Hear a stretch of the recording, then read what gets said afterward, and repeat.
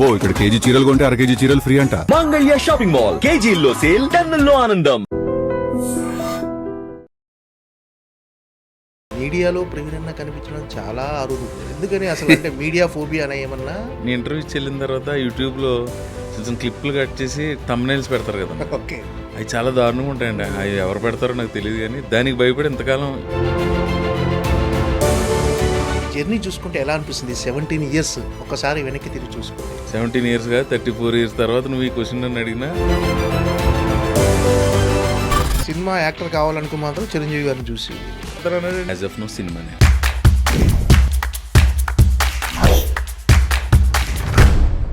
Hi, నమస్తే, welcome to iDream. Hi ప్రవీణన్న. అన్నా నమస్తే, ఎలా ఉన్నారు?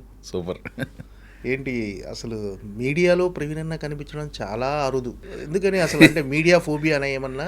అలా ఏం లేదన్నా, మీడియా లేకుండా ఎలా అన్నా మా సినిమాల ప్రమోషన్ అంటే ఇంటర్వ్యూలు ఇవన్నీ చాలా తక్కువ అనమాట. మీరు ఎక్కువ పని చేసుకుంటూ వెళ్ళిపోతుంటారు. కానీ పని అని కదన్నా, ఎక్కువ భయపడింది టు బీ ఫ్రాంక్ నీకు చెప్పడానికి, నేను ఇంటర్వ్యూ చెల్లిన తర్వాత యూట్యూబ్లో కొంచెం క్లిప్లు కట్ చేసి థంబ్నైల్స్ పెడతారు కదన్నా, ఓకే, అవి చాలా దారుణంగా ఉంటాయండి. అవి ఎవరు పెడతారో నాకు తెలియదు, కానీ దానికి భయపడి ఇంతకాలం యూట్యూబ్ ఇంటర్వ్యూలు ఇవ్వలేదన్న అసలు. ఓకే. సో ఇవాళ నీకు నాకు పెద్ద పెద్ద వాళ్ళు అడిగితే కూడా సార్ మీకు దండం పెడతా, ఇది పరిస్థితి. ఎందుకంటే ఆ థంబ్నైల్స్ ఎంత దారుణంగా పెడతారంటే మీకు తెలియదు కదా, మళ్ళీ అవి రిపీట్ చేసుకుని ఆ టాపిక్ని మళ్ళీ రిపీట్ చేయడం నాకు ఇష్టం లేదు. కానీ దానివల్ల ఎక్కడి నుంచో ఊరి నుంచి ఫోన్ చేసి ఏంటి ఇదంట కదా అని అడుగుతుంటే ప్రశాంతంగా ఉన్న జీవితంలోకి ఆ ఫోన్లు వచ్చి ఎంత డిస్టర్బ్ చేస్తాయి అంటే, ఆ థంబ్నైల్స్ పెట్టే వాళ్ళకి ఎంత అంటే మరి ఏ రకమైన లాభం ఉందో నాకు తెలియదు. కానీ మీకు వచ్చే లాభం కంటే మేము సఫర్ అయ్యేది ఎక్కువ ఉంటుంది. అదైతే వాళ్ళకి చెప్పాలనుకున్నాను నేను. Okay, okay. అంటే ఇంటర్వ్యూలు ఇవ్వకపోయినా మీరు ఎక్కడైనా ఈవెంట్కి వచ్చినా అవి థంబ్నైల్స్లో వెళ్ళిపోతుంటాయి, థంబ్నైల్లా పెట్టేస్తుంటారు ఎక్కువ అన్న. ఇప్పుడు నేను ఉన్నానన్నా, పెద్దోళ్ళు ఎవరో మాట్లాడితే ఇప్పుడు మనకు ఒక విషయం తెలియాలంటే ఎవరైనా చెప్పాలి ఆర్ ఎక్కడైనా చదవాలి. ఓకే, మనం అంత జీవిత సారాన్ని ఏమి కాచి పడబోచ్చు అని చెప్పడానికి ఇంకా టైం ఉంది. చెప్పే వయసు వచ్చినప్పుడు చెప్దాం. పెద్దోళ్ళు చెప్పింది వింటూ ఉంటాను, నేను ఎక్కువ వింటాను. అందుకే మన ఆడియో ఫంక్షన్లో కూడా ఎక్కువ థ్యాంక్స్ చెప్పేసి సినిమా ఆశీర్వదించడానికి అంతవరకే మాడతాను నేను పెద్దగా. కానీ ఈ ఇంటర్వ్యూ విషయంలో మాత్రం మీరు అలా సఫర్ అవ్వకుండా, రాంగ్ థంబ్నైల్ వెళ్ళకుండా 100% థ్యాంక్ యూ సో మచ్. మీరు లోపల ఏది మాట్లాడారో అదే ఉంటుంది ఖచ్చితంగా థంబ్నైల్. ఏంటి భయ్య, ఎలా ఉంది జర్నీ? బాగానే ఉందన్న. దిల్ రాజు గారు ఇచ్చారు ఫస్ట్ అవకాశం, కొత్త బంగారు లోకం. అప్పటి నుంచి అలా డైరీ అసలు ఖాళీ లేనట్టుంది కదా అసలు. అలా ఏముండదన్న, ఖాళీ వస్తూ ఉంటుంది. ఒకసారి క్యాన్సిలేషన్లు ఉంటాయి, వర్షాలు ఉంటాయి. ఏదైనా క్యాన్సిలేషన్ అయితేనే ఆ రోజు కొంచెం ఫ్రీ ఉంటుంది. అలానే కదా మరి 365 days అంత పని ఉంటుంది. సండే అలాగే షూటింగ్ ఉండదు ఎప్పుడో, కానీ మధ్య మధ్యలో 1-2 రోజులు గ్యాప్లు వస్తుంటాయి ఎవరికైనా. అంటే ఒక 17 years అయిందా మీరు జర్నీ స్టార్ట్ చేసి? 2008 బంగారు లోకం first cinema 8 October 9th. So 17 years. 17th. ఈ 17 years జర్నీ చూసుకుంటే ఏమనిపిస్తుంది అంటే, ఇప్పుడు తెలుగు సినిమా ఇండస్ట్రీలో ఉన్న ది బెస్ట్ కమెడియన్స్లో ప్రవీణ్ ఒకరు. ఈ జర్నీ చూసుకుంటే ఎలా అనిపిస్తుంది 17 years ఒకసారి వెనక్కి తిరిగి చూసుకుంటే? అంటే నాకే కదన్నా, ఏ ఆర్టిస్ట్కైనా టెక్నీషియన్కైనా ఒక సంవత్సరం క్రితం చేసిన పెర్ఫార్మెన్స్ ఇంకోటి చూసుకుంటే ఇక్కడ ఇంకా బాగా చేయాల్సిందే అనిపిస్తుంది. 17 years 34 years తర్వాత నువ్వు ఈ క్వశ్చన్ నన్ను అడిగినా ఇంకా నాకు ఏదో చేయాలనే తపనే ఉంటుంది. అది లేకపోతే నేను జర్నీ చేయలేను. బట్ కొంత సాటిస్ఫాక్షన్, ఇక్కడికి వచ్చి 200 సినిమాలు చేసి మనం తెలుగు సినిమా ఇండస్ట్రీలోకి వచ్చి అంటే అది ఖచ్చితంగా భగవంతుడి ఆశీర్వాదం. ఆ సాటిస్ఫాక్షన్ అయితే ఉంది. ఇంకా ఏదో చేయాలని ఇది ఉంటుంది కదా, అది లేకపోతే జర్నీ కంటిన్యూ. తెలుగు సినీ పరిశ్రమలో మీకంటూ ఒక మార్క్ అయితే ఉంది డెఫినెట్గా కమెడియన్గా. సో ఒక్కసారి రివైండ్లోకి వెళ్తే అసలు మీ జర్నీ అసలు ఎక్కడ, మీ నేపథ్యం ఏంటి అన్న? అసలు నేపథ్యం మా ఊరు అంతర్వేది అన్నది అందరికీ తెలిసిందే, చాలా ఇంటర్వ్యూలో చెప్పాను. ఫ్యామిలీ అంతా రైతు కుటుంబమే. అక్కడ నుంచి వచ్చి ఇంక ట్రయల్స్ మొదలుపెట్టి కొంతకాలం అయిన తర్వాత మళ్ళీ వెళ్ళిపోయి అదేదో ఒక షూటింగ్ దగ్గర సునీల్ గారు కనపడితే ఆయనకి నాకు ఎందుకో రేపో కుదిరి తర్వాత అలాగా ఒక పరుగు సినిమాలోకి రావాలని ఎందుకు అనిపించింది అసలు? అది కాలేజీ రోజుల్లో పడిందన్న. మనకు కుటుంబ నేపథ్యంలో లేదు, ఎవరు లేరు. ఎవరు లేరు. కాలేజ్ కాలేజ్ days లోనే. చదువుకున్నప్పుడు కొంచెం స్టేజ్ మీద అవి పెర్ఫార్మెన్స్లు చేసినప్పుడు మల్కీపురం డిగ్రీ కాలేజీలో మ్మ్. అక్కడ చదివినప్పుడు పడింది. మ్మ్. యాక్టర్ అక్కడ బీజం పడింది. అక్కడ పడింది. ఓకే, అంటే ఒక పలానా చిరంజీవి గారిను గ్యారంటీ చిరంజీవి గారిది లేకుండా ఎవరిని ఎలా ఉంటుంది? చూసి ఇన్స్పైర్ చిరంజీవి గారు, బాలకృష్ణ, ఒక ఆర్టిస్ట్ అంటూ ఒక హీరో ఉంటాడు మనకి, హీరో. ఆ హీరోని చూసి ఇన్స్పైర్ అయ్యి సినిమాలోకి వచ్చినామని చాలా మంది చెప్తుంటారు. అంటే మీరు ఇన్స్పైర్ అయిన హీరో ఎవరు అసలు? నా ఫేవరెట్ హీరో చిరంజీవి గారు అన్న. ఇన్స్పిరేషన్కి చాలా మంది ఉన్నారు, రకరకాలుగా ఉంటుంది. సినిమా యాక్టర్ అవ్వాలని సినిమానే ఇన్స్పైర్ చేసింది. సినిమా యాక్టర్ కావాలనుకుని మాత్రం చిరంజీవి గారిని చూసి అనుకున్నారా? చిరంజీవి గారి ఫ్యాన్ అన్న. చిరంజీవి చిరంజీవి గారి గారిని చూసి ఇన్స్పైర్ అవుతుంది. నేను హీరోని కాదు కదా, నేను కమెడియన్. ఒక artist కదా. ఆర్టిస్ట్గా Artist, ఒక నటుడు అందరు అంతే. ఇన్ఫ్లుయెన్స్ ఉంటుంది. మ్మ్. ఎక్కువ 80s లో పుట్టిన వాళ్ళకి 4 హీరోలు అన్న.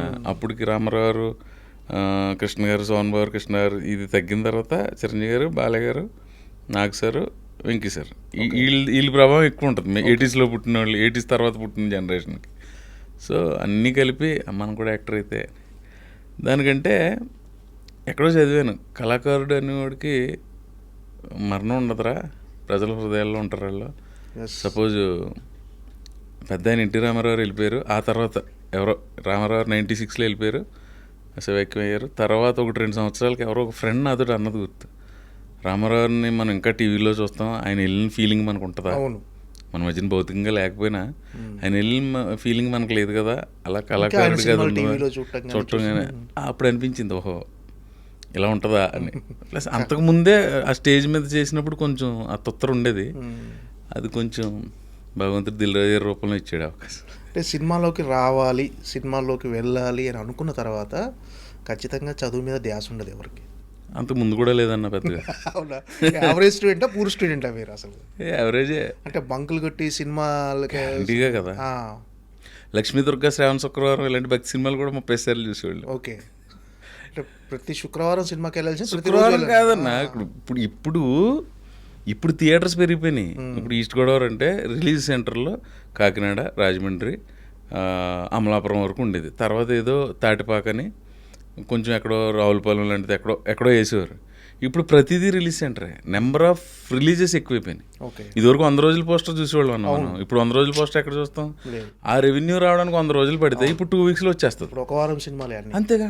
ఏదో అద్భుతంగా ఉంటే తప్ప. అవునన్నా, 92 ప్రింట్లతో రిలీజ్ అయిందని వారు, ఇప్పుడు 432 ప్రింట్లు క్యూబ్ వచ్చింది కదా. క్యూబ్లో కదా ఇప్పుడు టెక్నికల్గా. సో మా ఊరు వచ్చేసరికి మల్కీపురం, తాటిపాక, అమలాపురంలో 50 days అయిన తర్వాత సినిమాలు వచ్చేవి, ఓకే, పెద్ద హీరోలు. వచ్చినప్పుడు ఇంకా అక్కడ శుక్రవారం అని ఏం లేదు, ఎప్పుడు కుదిరితే అప్పుడు తింటాం, ఇంట్లో దెబ్బలు తినే అన్ని సినిమాలు చూసేవాళ్ళ, ఈ సినిమా ఆ సినిమా అని లేకుంటే అన్ని సినిమాలు చూసేవాళ్ళ. అన్ని. ఓకే, అంటే హైదరాబాదు ఇంకా లక్ష్మీ దుర్గా, శ్రావణ శుక్రవారం చెప్పిన తర్వాత ఇక ఏ సినిమా వదిలిపెట్టేట్టు. ఏనుగా యాక్ట్ చేసిందని లక్ష్మీ దుర్గా వెళ్ళటం. ఓకే, ఆ టైంలో ఎక్కువ సార్లు చూసింది రాజశేఖర్ మగాడు, చిరంజీవి గారిది కొదమసింహం, ఎక్కువసార్లు బంగారు బుల్లుడు, బాలయ్యది, ఎక్కువసార్లు కొంచెం లేలుగా కొన్ని సినిమాలు గుర్తున్నాయి. సినిమాకు డబ్బులు మరి అమ్మా నాన్న ఇచ్చేవాళ్ళ? ఇంక రకరకాలుగా ఉండేదన్న అది. చుట్టాలు వచ్చినప్పుడు జేబులో పెట్టిన 10 రూపాయలు దాచుకుని. ఓకే, అప్పుడు రిజర్వ్ టికెట్ 4 రూపీస్ ఉండేది. మెల్కీపురంలో 5 థియేటర్లు ఉండేవి, ఒకటి వెంకటనారాయణ, ఒకటి పద్మజ పిక్చర్ ప్యాలెస్, ఒకటి సత్యజ్యోతి, ఒకటి శంకర్ థియేటర్, ఇంకొకటి మహాలక్ష్మి అని. ఓకే, రూపాయి నేల టికెట్. అప్పుడు 4 రూపాయలు పెట్టుకుని వెళ్ళే బదులు కిందకి వెళ్తే 4 సినిమాలు చూడొచ్చు కదా అని చెప్పి అది దాచుకుని, మా అత్తమ్మలు అవి వచ్చినప్పుడు ఇచ్చిన డబ్బులు ఇది అన్ని దాచుకొని సినిమాలకు ఖర్చు పెట్టారు. మా మామయ్యలు ఇచ్చినాయి. ఈ అందరు ఇచ్చిన డబ్బులను దాచుకుని సినిమాలకు ఖర్చు పెట్టారు. సినిమాలకి. అంతే. అంటే అమ్మ నాన్న సపోర్ట్ చేసేవాళ్ళ సినిమాలోకి వెళ్తా అంటే? ఇక్కడ ఏంటంటే అన్న, మా ఫాదర్ నాకు 6 years ఉన్నప్పుడే మా ఫాదర్ ఎక్స్పైర్ అయ్యారు. Okay, sorry. మా మదర్ ఏదో కాటేసేవాడిని మెల్లిగా. మా నాన్నమ్మ ఎక్కువ అలవాటు. ఓకే, అంటే హైదరాబాద్కి వచ్చిన తర్వాత అంటే సినిమా కష్టాలు, ఈ స్ట్రగుల్స్ అనేవి మామూలుగా తొలి అవకాశం వచ్చే వరకు ఖచ్చితంగా అందరికీ కావాలి. సినిమా కష్టాలు అంటే ఎలా ఉండేది అంటే అన్న, డిగ్రీ అయిపోయింది 2000 టైంకి వచ్చిన తర్వాత ఏదో జాబ్ చేయాలి అని మా మదర్, ఆవిడకి ఏదో నేను జాబ్ చేస్తే ఇష్టంగా ఉండేది. ఒక కంపెనీలో అకౌంట్స్ నేర్చుకుంటూ బీకామ్ చేసి వచ్చాను నేను. ఎంకామ్ ప్రైవేట్గా చేస్తూ తిరిగేవాడిని నేను. ఎక్కడికి శ్యాంప్రసాద్ రెడ్డి గారు కేబీఆర్ పార్క్ వస్తారంట కదంటే 4 గంటల నుంచి అక్కడ వెయిట్ చేయటం, ఓకే. ఒక ఆఫీస్కి వెళ్ళాలి, ఒక సినిమాకి ఇలా ఆడిషన్ జరుగుతుంది, అదేం తెలియదు. ఎక్కడైనా రోడ్ మీద షూటింగ్ జరుగుతుంటే ఎవరిని అడగాలండి యాక్టర్ వాళ్ళంటే ఎవరినో కోడేటర్ని చూపించేవారు. రేపు ఫోటోలు పట్టుకుని రేపు వచ్చేయంటే మన్నాడు అక్కడికి వెళ్ళి నుంచిన వాళ్ళు. ఓకే. లొకేషన్ షిఫ్ట్ అయిపోతారో అది తెలిసేది కాదు. అంటే అంత అవగాహన లేదు తను. తర్వాత ఎవరైనా ఒక సినిమాలో ఎక్కడో నాగార్జున గారు వెనకాల కూర్చున్నాడు మన్మధుడిలో, ఒక ఆర్టిస్ట్ ఉన్నారు అనుకో, ఆయనతో క్లోజ్గా ఉండడానికి ప్రయత్నించడం. మన సారథి థియేటర్ వెనకాల మా ఊరు కుర్రోళ్ళు ఒక హోటల్ పెట్టారు, సాయి ప్రియ అని. అక్కడ కొంతమంది వచ్చి టీ తాగుతుండేవారు ఆర్టిస్టులు. అక్కడికి వెళ్ళి వెయిట్ చేయటం శని ఆదివారాలు. మళ్ళీ మిగతా రోజుల్లో మన డబ్బు మనం సంపాదించుకోవాలి. 3,000 జీతానికి 2,500 జీతానికి చేసి అది విచిత్రమైన స్ట్రగుల్. తర్వాత ఏమైందంటే అన్న పాయింట్ ఆఫ్ టైంలో ఈ చదువు లేని ఉద్యోగాలు చిన్న చిన్నవి మన వాళ్ళ తేమలతో ఏదో చేసుకుందని చెప్పి మా ఊరు వెళ్ళిపోయా. అక్కడ ఏదో చెరువులు చేసి ఏదో ఒక షాప్ పెట్టి అవన్నీ ఎందుకు వర్కౌట్ అవ్వలేదు అవి. తర్వాత ఒకరోజు ఒక ఊర్లోనే షూటింగ్ జరుగుతున్నప్పుడు సునీల్ కలవటం, అక్కడ నుంచి రేపు కుదరటం, తను ఎప్పుడు ఈస్ట్ వెస్ట్లో షూటింగ్ వచ్చినా నాకు ఫోన్ చేయడం, నేను వెళ్ళి కలవడం. అలా ఒకరోజు పరుగు షూటింగ్కి వెళ్ళా, రాజమండ్రి పక్కన కేశవరం పరుగు. అక్కడ దిల్రాజు గారు చూసి అప్పటికే కొత్త బంగాళాకు అనౌన్స్ చేసి ఇచ్చారు. ఓకే. తొలి అవకాశం తెలియదు. అక్కడ ట్విస్ట్ ఏంటంటే అన్న ఇస్తున్నా అని చెప్పేశారు రాజు గారు. తర్వాత ఒక 20 రోజులకి ఇప్పుడు నేను ఎవరితో చెప్పలా, నేను ఇంట్లో కూడా చెప్పలా. అంటే ఎలా ఉంటాయో తెలియదు కదా. మళ్ళీ చెప్పిందాక ఉండి మా సైడ్ ఎలా ఉంటుంది ఎరా అంటారు, సినిమాలో అవకాశం వచ్చింది, సినిమా యాక్టర్ అయిపోతారు అన్నాడండి. మామూలుగా ఉండదు. సో ఒక 20 days తర్వాత సునీల్ కాల్ చేసాడు. అనే చెప్పా, ఎరా రాజుగారు నిన్ను ఒకసారి రమ్మన్నారు అన్నాడు. ఎక్కడంటే అలా ఆఫీస్కి వెళ్ళి మాదాపూర్ పోలీస్ స్టేషన్ దగ్గర ఎదురుగున్న రోడ్లో ఉంటుంది అన్నాడు. నేను వచ్చిన తర్వాత ఇక్కడ మొత్తం మీద అక్కడికి వెళ్ళి ఆడిషన్ ఇమ్మన్నారు. ఒక ఆయన ఆడిషన్ తీసుకున్నారు. ఆడిషన్ ఎలా ఇవ్వాలి నాకు ఒక ఐడియా ఉంది, స్టేజ్ మీద చేసి చూపించవచ్చని. అక్కడ ఆడిషన్ చేయమని ఆ వాతావరణం ఏమి నాకు కనపడలే. సో నేను ఇలా నా పేరు ఇది నేను ఇలా నాకు ఇంట్రెస్ట్, నేను చేయాలని వచ్చాను. కిందకు వచ్చి ఓకే సార్ అన్నాడు ఆయన. రాజుగారు ఏంది కెమెరా కొత్త అన్న. అవును సార్ అన్న. ఓకేలే ఇవన్నీ కాదు ఓకే అన్న. రాజుగారు అయినా సరే అక్కడ చేసింది ఏమీ లేదు, నా పేరు ఇది మా ఊరు ఇది అని చెప్పింది. ఆడిషన్ అంతే, ఒక సీన్ ఇచ్చి పర్టికులర్గా లేదు. రాజుగారు ఓకేలే నువ్వు వెళ్ళు అన్నారు. అన్న తర్వాత చోటగా నాయుడు గారు శ్రీకాంత్ గారు తర్వాత చూసి అప్పుడు వాళ్ళిద్దరు లేరు.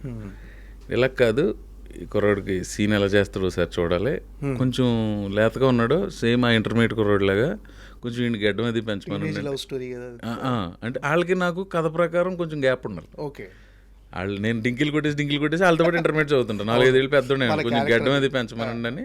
ఒక 20 days తర్వాత మళ్ళీ పిలిచారు. అప్పుడు నేను సార్ లాస్ట్ టైం వచ్చాను కానీ నాకు ఏం అర్థం లేదంటే, ఇప్పుడు నువ్వు కాలేజీలో అమ్మాయిని ఎలా ఆడిపించోడు అలాంటివి 4-5 చెయ్యి ఇక్కడ అన్నాడు. అయితే నేను రాసుకుంటానండి అని ఏవో రాసి చూపించామని చెయ్యి అన్నాడు. చేశా.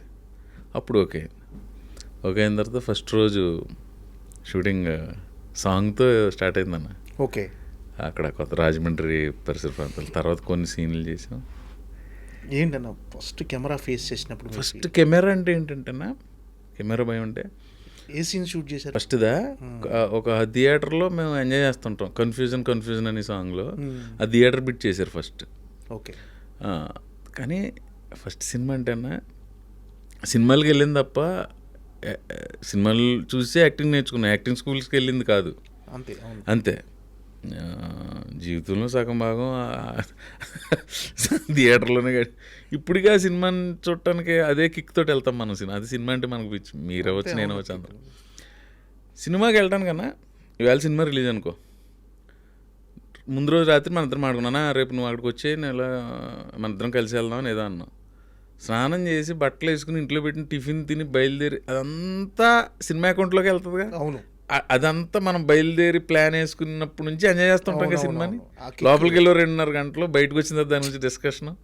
సినిమా లేకపోతే మన జీవితంలో ఏదో కోల్పోయి సినిమా ప్రతిరోజు సినిమా చూడాలి కదా, ఏదో ఒకటి టీవీలోనో ఓటీటీలోనో ఎక్కడో చోట. అంటే ఏదైనా మనకు దొరకని సినిమా థియేటర్కి వెళ్ళి. ఇప్పుడు నాకు ఒక్కొక్కసారి అనిపిస్తుంది అన్న, నా చిన్నప్పుడు తాటిపాక పద్మజా థియేటర్, తాటిపాక అన్నపూర్ణ అని మా బంధువులకు సంబంధించిన థియేటర్ ఉంది. అక్కడ 700 ఎంతో సిట్టింగ్ ఉండేదన్న థియేటర్ ఆడిటోరియంలో. చిరంజీవి గారి సినిమా రిలీజ్ అయితే మధ్యలో టెంట్ హౌస్ నుంచి చైర్లు తెచ్చేసి మధ్యలో పాతలో వేసేవారు. ఓకే. ఇంటర్వెల్ టైంలో అలా మడత పెట్టి పక్కకు పెట్టేవారు. వీళ్ళు వెళ్ళి వచ్చిన తర్వాత మళ్ళీ వేసుకుని కూర్చోవటమే. కింద ఆల్మోస్ట్ స్క్రీన్ ముందు వరకు అంటే మెడ ఇలా నిప్పెడుతుంది అనుకుని ఇదని అక్కడ వరకు నుంచి చూసేవారన్న. 1000 మందితోటి సినిమా చూసి కిక్ లేదు ఇప్పుడు. ఆ కిక్ కావాలంటే అప్పుడప్పుడు సోషల్ థియేటర్కి వెళ్ళి వస్తూ ఉంటాం. అంతే, అక్కడే సింగిల్ స్క్రీన్స్ లేవు. సింగిల్ స్క్రీన్ లో ఆ సినిమా ఇప్పుడు అదే అన్నపూర్ణ థియేటర్ని ఫ్రంట్ తీసుకొచ్చారు. 300 సీటింగ్ అయిపోయింది. 600-700 మందితోటి గోల కింద సినిమా చూస్తుంటే పెద్ద హీరో ఒక ఫ్యామిలీలో కలిసి ఫ్యామిలీలో ఉంటుంది. థియేటర్ అంతా ఒక ఫ్యామిలీ. అది చిరంజీవి రిలీజ్ని నేను ఎంజాయ్ చేసేవాడిని. అది మళ్ళీ చెప్తా. ఇంతకు ముందు ఏ టాపిక్లోంచి వెళ్ళామన్నా నేను? మనం ఫస్ట్ సీన్ది మామూలుగా కొంచెం ఊళ్ళలో పెళ్ళిళ్ళ దగ్గర ఈ కెమెరా పెట్టి తిరుగుతుంటాడు లోకల్ ఒకడు. అప్పుడు దాకా ఉండే అక్కడ నేర్చుకున్నాను ఫోటోలు తీయటం, పెళ్ళిళ్ళు తీస్తున్నాను అంటాడు ఒకడు. ఎవరో చోటకేనాయుడు అనేవారండి. అంటే చోటకేనాయుడు అనేది అప్పటి వరకు కెమెరామెన్ విఎస్ఆర్ స్వామి గారు పెద్ద పెద్ద వాళ్ళు అందరూ ఉన్నారు అన్న. ఈ చోటకేనాయుడు అని స్వామి పేరు వెరైటీగా ఉండటం వల్ల దీనివల్ల ఎవరిని అడిగినా కొంచెం ఫేమస్గా ఎవరో చోటకేనాయుడు అనేవారు. అలాంటి చోటకేనాయుడు గారు చిరంజీవి గారితో అంజి, స్టాలిన్, ఠాగూరు, శంకరదాద జిందాబాదు, డాడీ కాదు ఏదో 8 సినిమాలు చేశారన్న ఆయన. చోటగారు చూడాలని ఉంది, ఇంకోటి చాలా చేశారండి. 7-8 సినిమాలు చేశారు. ఇప్పుడు చేస్తున్నారు మళ్ళీ. ఠాగూరు, స్టాలిన్, అంజి చాలా ఉన్నాయి, చూడాలని ఉంది. అలాంటి చోటకేనాయుడు కెమెరామెన్.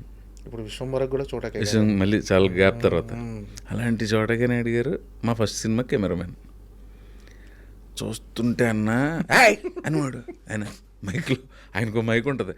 వాళ్ళ శోభన్ అని కొంతమంది వాళ్ళ స్టాఫ్ ఉంటారు. భూషణ్ గారు అని, భూషణ్ గారు ఇప్పుడు మన మధ్యన లేరు. కొంతమంది ఉండేవారు. వాళ్ళని కేకలేసిన ఆయన ఫైర్ బ్రాండ్ కదా, మాకు నేను ఒకసారి రాజుగారితో చెప్పేసాను, సార్ ఆయన ఏమో చిరంజీవి గారి సినిమాలు పెద్ద పెద్ద హీరోల సినిమాలు చేసి కెమెరామెన్ అండి ఆయన, భయం వేస్తుందండి అంటే. చోటా నీకు భయపడిపోతున్నారు చోటా అని రాజుగారు చెప్పినట్టున్నారు. రోజు పాపం ఆయన రాజమండ్రిలో ఆయన రూమ్కి పిలిచి మా కుర్రోళ్ళందరినీ, మిగతా వాళ్ళు భయపట్ల, వాళ్ళు ఇంటర్మీడియట్ కుర్రోళ్ళే నిజంగా. నాకు ఎక్కువ భయం వేసేది. గౌరవంతో కూడిన భయం. ఆయన కూర్చుని 1 గంట మాతో డిన్నర్ ఏదో స్నాక్ తిని కాసేపు మనం ఫ్యామిలీలో పనిచేయాలి అది ఇది. సెకండ్ షెడ్యూల్కి వెళ్ళేసరికి సైమల్టేనియస్గా పరుగు జరుగుతూ ఉంటుంది. ఇంకా రాజుగారు అక్కడే ఇది కాబట్టి అప్పుడప్పుడు వెళ్ళి అక్కడికి వెళ్ళి కొంచెం అబ్జర్వ్ చేస్తా. సెకండ్ షెడ్యూల్ ఫస్ట్లో బస్సులో సీన్ చేశారు. ఓకే. ఆ డైలాగ్ కూడా నేనే అనుకుని ఇలా అంటాను సార్ అంటే, డైరెక్టర్ నీ ఇష్టం, మీకు ఏది నచ్చితే 14 భాషల్లో ఎదవలరా మీరు అన్నది మా ఊర్లో ఎక్కడో ఒక ఆయన వాడింది చూసి అది పెడితే నీ ఇష్టం పెట్టుకో, యాస ప్రకారం అంతే. అక్కడ అలాగా పొద్దున్న సాయం దాకా అన్నయ్య ఐ లవ్ యూ అంటే అన్నయ్య అంటది. అలా ఏమనుకుంటున్నారు ఇది కొండ చీపుర్లు అమ్ముకునేదానిలాగా ఓటం ఇది అనేది అంటే. అది చేసినప్పుడు చోట గారికి నాకు కాన్ఫిడెన్స్ నచ్చింది. మర్నాడు ఎప్పుడు కొంచెం ఎర్లీగా వెళ్ళాం, ఇట్రా ప్రవీణ్ ఏంటి ఏం చేసావు ఈ గ్యాప్లో, కొంచెం కాన్ఫిడెన్స్ అది పెరిగింది కానీ. ప్రాక్టీసే sir, very good go ahead అని. తర్వాత కొన్ని సినిమాలు చేసినప్పుడు చోట గారు తను చేసేస్తాడులే, అది మనం ఏం చెప్పవసరం లేదు అని కొన్నిటికి ఆయనే ఓకే నువ్వు కానీ అంటాం. అంటే అది మరి అప్పుడు భయపడి మార్కులో నుంచోవడం కూడా వచ్చింది కదన్నా. ఆయనకేమో భయపడిపోయాడు. అప్పటి నుంచి ఆయనే అటు చూసుకుంటాడు అని దాకా వచ్చిందంటే మనం ఎంతో కొంత సాధించినట్టే. ఇప్పుడు మళ్ళీ అదే చోటగారితో బాస్ పక్కన చేస్తాం విశ్వంబర్లో. సూపర్. అంటే ఆ గ్రోత్ అనేది కనిపిస్తుంది మీ ఫస్ట్ సినిమా నుంచి ఇప్పుడు. అంటే మీరు ఎవరైతే చోటా నాయుడు ఆ చిరంజీవి గారు పనిచేసిన ఒక కెమెరామెన్, ఆయన పనిచేసిన సినిమాకే మీ తొలి సినిమాకే ఆయన చేయటం అనేది అది కష్టమే కదన్నా. నా ప్లేస్లో మీరున్న కొంచెం భయపడేవారు కదా, గ్యారంటీ టఫ్ అది. ఆయన ఇప్పుడు కలిసినప్పుడు ఎప్పుడైనా కాల్ చేసిన చోట సార్ అంటే ఆయన అదే ఎనర్జీ మంచి బాగా మెయింటైన్ చేస్తాడు ఆయన. ఫిజిక్ అదే body workouts, food. First scene మీ మీద షూట్ చేయగానే ప్రపంచాన్ని చేయించినంత ఆనందంగా ఉందా? లేదన్న, అప్పుడు లేదు, భయం వేసేది ఎలా ఫినిష్ చేయాలి అంటే. సినిమా అంతా భయంగానే పూర్తి చేశారు అంతా కాదు. ఫస్ట్ షెడ్యూల్ భయం వేసింది. పక్కన ప్రకాష్ రాజ్ అన్న, ఆ డెత్ సీన్లు అయ్యి అంటే జయసుధ్ గారితో సీన్లు ఉన్నాయి. గ్యారంటీగా ఫస్ట్ సినిమాకి ప్రకాష్ రాజ్ తోటి నువ్వు డైలాగ్ చెప్పాలంటే ఎలా ఉంటుందన్నా? లేదు, ఏ రోజుకి ఆ రోజు టెన్షన్గానే ఉండేది.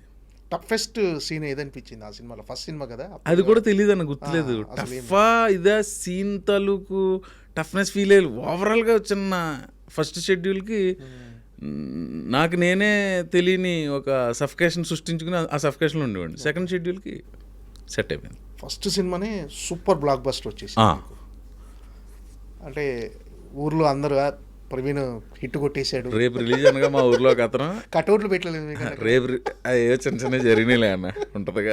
ఊర్లో మన అభిమాన సంఘాలు కటౌట్లు పెట్టి, అభిమాన సంఘాలు లేవు కానీ ఫ్రెండ్స్ ఇష్టపడే వాళ్ళు ఉంటారు కదా, వాళ్ళు ఏవో చిన్న చిన్న కటౌట్లు అవి జరిగినాయి. మల్కిపురం 18 థియేటర్లో ఆడింది. ఇంకోటి చెప్తా తాటిపాకలో థియేటర్ నుంచి.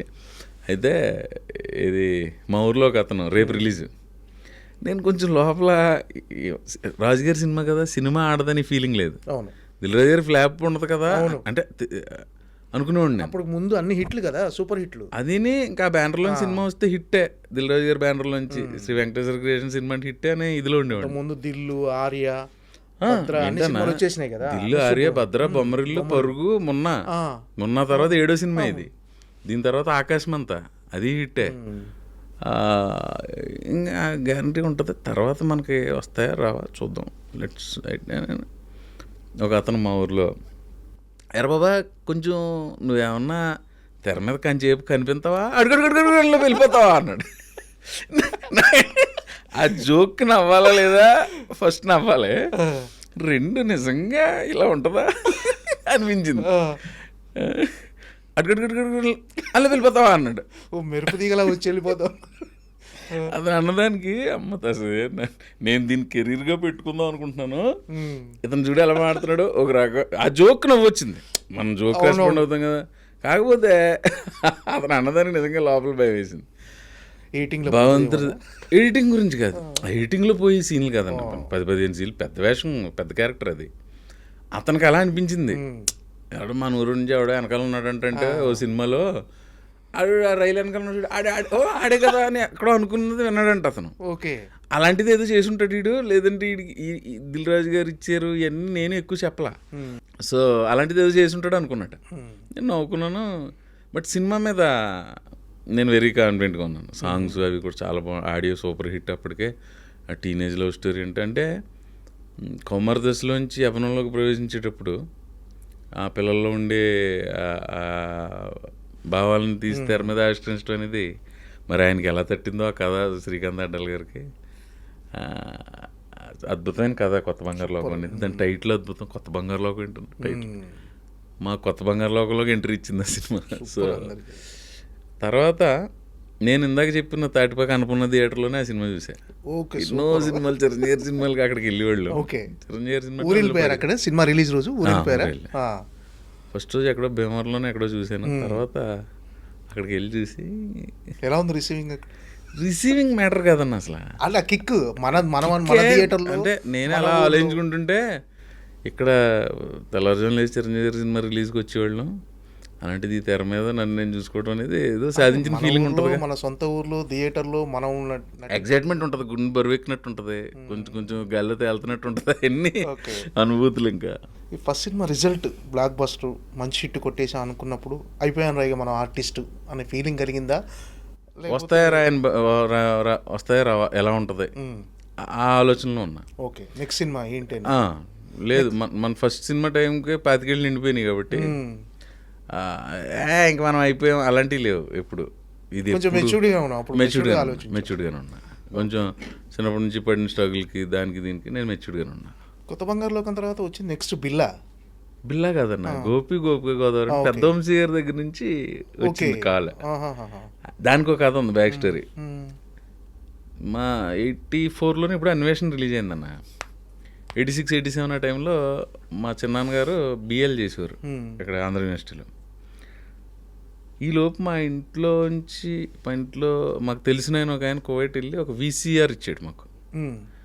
అక్కడ ఒక పైరసీ క్యాసెట్ పెట్టి మా బాబాయ్ తెచ్చాడు. ఏ సినిమా? అన్వేషణ వంశీ గారి. ఆ క్యాసెట్ పెట్టడం, చూడటం, భయపడిపోవటం, మళ్ళీ ఎవరినో కానీ చూడాలి, భయపడాలి. ఇప్పుడు చూడన్న సినిమా 84లో ఆ టెక్నాలజీ ఏంటి, ఆ గ్రిప్పింగ్ స్క్రీన్ ప్లే నాకు ఫేవరెట్ మూవీ అది. హీరో హీరోయిన్లు ఎంతో బాగుంటారు, మ్యూజిక్ అదిరిపోద్ది. సత్యనారాయణ గారి క్యారెక్టర్, వైవిజీ గారి క్యారెక్టర్, శరత్ గారి క్యారెక్టర్, దాంట్లో ఇప్పటికీ అందరికీ చాలా ఫేవరెట్ సినిమా. తెలివిగా 3 క్యారెక్టర్లు ఇంటర్వ్యూ చేయాలన్నా. మల్లికార్జునరావు గారు నడిచి వస్తూ ఉంటారు. అసలు మా పులిరాజుల వంశంలో నేను పులిని చంపేటప్పుడు దాని బిడ్డ వచ్చి కుమా కుమా అని ఏడ్చింది, అందుకే వదిలేసాను అంటాడు. ఇతని పేరు సంథింగ్, ఈ ఊరు సర్పంచ్, పులిని చంపానని చెప్తా ఉంటాడు. ఫ్రీజ్ కట్ చేస్తే వెనకాల నుంచి బావా బావా అని ఆర్టిస్ట్ బాలాజీ గారు యాదృచ్ఛికంగా చూడండి వేళ పొద్దుట ఆయన కేబీఆర్ పార్క్ దగ్గర కలిసా. ఓకే, చాలాసేపు మాట్లాడుకున్నా. ఆయన అప్పుడు ఎలా ఉన్నాడు, అప్పుడు కంటే యంగా ఉన్నాడు. ఇప్పుడు అది వేరే విషయం. బాలాజీ గారు, బాలాజీ అవును అలాగే ఉన్నాడు ఆయన. బావా బావా ఏంట్రా అంటాడు. పులి కనపడింది, చింత పులి కనపడింది అంటాడు ఫ్రీజ్. వీడి పేరు మళ్ళీ వీడు సర్పంచ్ బావమరిది, వీడు ఎప్పుడు పులి కనిపించిందని చెప్తా ఉంటాడు. ఈలోపు అవతల పక్కన సుబ్లాయ్ సుధాకర్ గారు వచ్చి పుల్లా గరిస్తే వీళ్ళిద్దరు భయపడిపోతారు. వీడి పేరు ఇంకోటి, వీడు ఎప్పుడు కూడా పుల్లా గరుస్తుంటాడు. ఇంట్లోకి వెళ్ళి ఈవిడ పేరు ఇది వైవిజయ్ గారిని, ఈవిడ ఎప్పుడు పులిబొమ్మలు కొడుతూ ఉంటుంది. అంటే ఫ్రేమ్ మీద దారంతో పులిబొమ్మ కొడుతుంటుంది. 4 క్యారెక్టర్ల ఇంట్రడక్షన్ 40 సెకండ్స్లో అయిపోద్ది. అసలు నీకు అంత ఇదేది అది కీరవాణి సాంగ్ అని అద్భుతమైన పాటలు. ఆ వంశీ గారి ప్రభావం ఎక్కువ, అంటే సినిమా ఎక్కువ చూడాలి, ఆర్టిస్ట్ అవ్వాలని తర్వాత యాక్టర్ అవ్వాలని తర్వాత సినిమా పిచ్చి అప్పటి నుంచి పడేసింది. ఆ క్యాసెట్ పదే పెట్టుకు చూడడం, మెల్లిగా ఏజ్ ఎన్నిసార్లు చూసుంటాను అన్వేషణ? 34 సార్లు చూసుంటాను బ్లాక్ అండ్ వైట్ టీవీలో. అంతే, ఆ టైంలో బ్లాక్ అండ్ వైట్ టీవీలే కదా. అప్పట్లో థియేటర్స్లో హోల్స్ ఉండేవి కదా, అక్కడ వీడియో కెమెరా పెళ్ళిళ్ళకి ఎంత భోషణంలో ఉండేది కెమెరా, అందులో పెట్టి క్యాసెట్ పెట్టి రికార్డ్ చేసేవారంట. దాని మీద పైరసీ అని అదని, అవేమో క్యాసెట్ షాప్లు ఎక్కువ కదా, దాని మీద కూడా వంశీ గారి సినిమా తీసారు ఏప్రిల్లో విడుదల. ఆ క్యాసెట్ షాప్ దగ్గరికి వెళ్ళి వీసీఆర్లో క్యాసెట్ అది తెచ్చుకోవడం, ఆ క్యాసెట్ ఎక్కువ చూడటం పిచ్చి పట్టింది. తర్వాత మహర్షి అని ఒక సినిమా అన్న, నాకు 7 ఏళ్ళు ఉంటాయేమో, 8 ఇది వరకు ట్రాఫిక్ పోలీసులు స్టాప్ బోర్డు ఒకటి పట్టుకునేవారు, దాని వెనకాల ఇలా హ్యాండిల్ ఉంటుంది, ఈ పక్క ఇలా ఆపుతూ ఉండేవారు కదా. వాళ్ళకి ఒక గొడుగులా ఉండి మధ్యలో ఉండేది ఒక చిన్న నుంచోడానికి ప్లేస్, మధ్యలోంచి పైప్ ఉండి పైన చిన్న అంబ్రెల్లా ఉండేది, అందులో నుంచునేవారు. అలాంటి దాని మీద భానుప్రియ గారి సిస్టర్ శాంతిప్రియ ఒక భరతనాట్యపు భంగిమలో స్టాప్ బోర్డు పట్టుకుని ఉంటుంది. వంశీ మహర్షి అని ఉంది ఈ సినిమా. వంశీ మహర్షిలో స్టిల్ బాగుంది. నేను నా ఏజ్ గ్రూప్ వెళ్తాడు వంశీ మహర్షి అంటే ఏంటో సరే ఎవరో చెప్పారు, అరే వంశీ అనేది డైరెక్టర్ గారి పేరు, మహర్షి అనేది టైటిల్, వంశీ కనక మహాలక్ష్మి రికార్డింగ్ డ్యాన్స్ ట్రూప్. అది ఫస్ట్ నన్ను ఆకర్షించిన ఇదన్న ఉదయం పేపర్ అని ఉండేది దాసనారాయణ గారు ఆ టైంకి. ఆ ఉదయం పేపర్లో ఇలా తిప్పితే వెనకాల బ్యాక్ పేజ్లో సినిమాలు, ఆ మహర్షి అని ఇది ఆ పోస్టర్ ఆకర్షించి అప్పటి నుంచి సినిమాల మీద చూడాలని వ్యామోహం పెరిగింది.